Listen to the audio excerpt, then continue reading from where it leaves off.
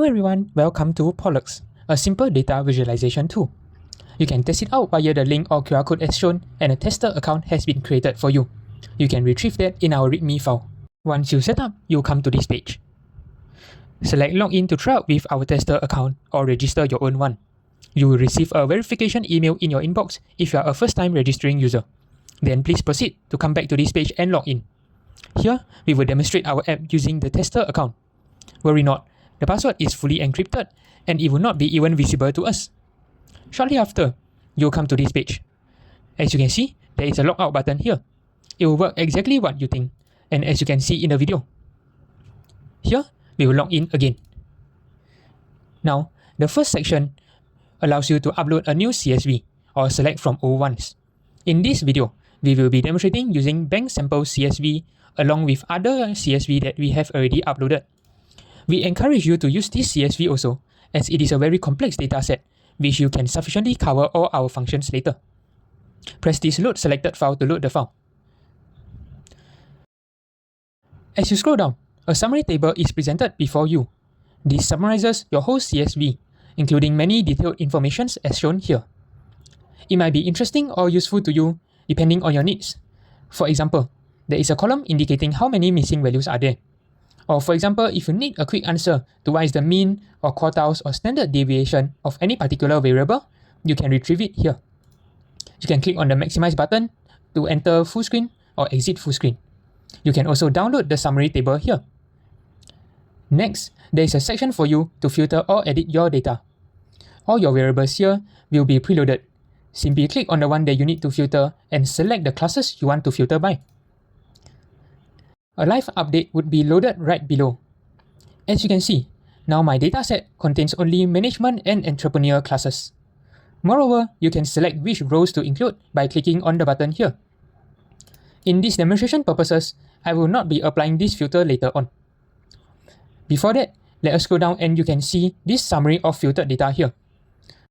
It is being live updated and they have the same structure as the one above. This reflects the changes after you have filtered or edit your data. Moreover, there's a remove anomalies button below, available for you with just a simple click. Now, I'll be removing all the restrictions. Before we move on to choosing your graph, you can choose the color of plot and the background, or you can even upload a customized background photo for your graph. The colors shown here are the default ones. You can also customize a header if you want to. Now, here is a summary of the data types that are present inside your CSV. Scrolling down brings you to 16 different kinds of graph for you to choose. For instance, for a single variable visualization, select the target variable and click on the graph that you need. The picture shown here at the top is merely for illustration purposes. It is not your actual plot. Now, if we decide to change the colors of the plot or the plot title, we can scroll back up again. Simply select the color or paste a color code that are available. There are hex code, RGB code, or HSL code available. Now, we will add a title. And there you go. Just scroll back down and go to the plot again.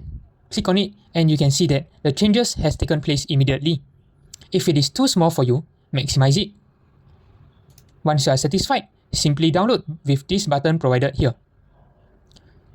Of course, we have many other different plots for visualizing different types of variables.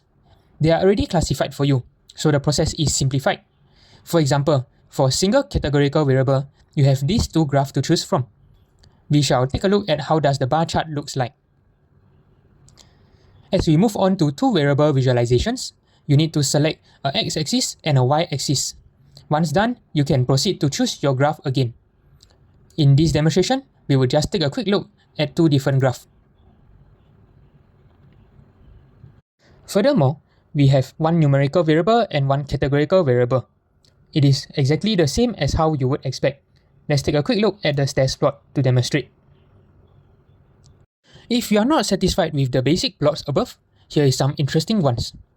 We have got 3D stem plots and scatter plots, where you can even adjust the angle of the graph. So after you click in, you can see the plot in front of you. If this angle is not suitable, you can drag this scroll bar. Afterwards, click on the graph again.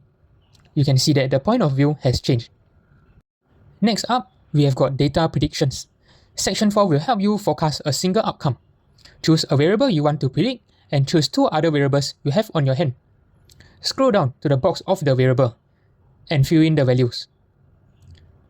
Now, simply scroll down to see the predicted outcome. If you want this plot to be added to your graph, you need to fill up both features that you have selected earlier.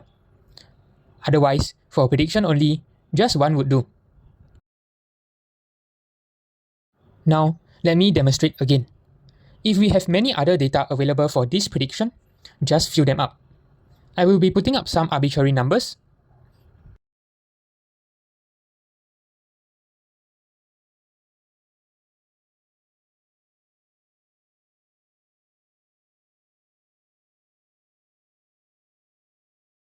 And here is the prediction. If this data point looks good to you, you can just click on this button to add it to your CSV. To visualize this new point, let's enter full screen mode for this 3D graph below. This graph here is multifunctional. You can zoom in and out, rotate the graph, select all points, and see where your new predicted point lies. These are your old points, while this red dot is your predicted new point. You can even download this graph after you get a good angle. There are many more functions at the top right hand corner for you to try out. As for section 5, we would try to predict the full trend instead. How does it work? First of all, you need to select your x and y variable again. Now, it will take your x variable and generate data up to 1.5 times of the maximum x variable. These numbers would then be sent to many different models we have, and the average prediction value for your y variable would be plotted on a graph in purple. The blue dot here represents your original data points. You can try to figure out if there is a trend according to the purple dots. This scatter plot is also available for you to download. And that's the end of our web app demonstration.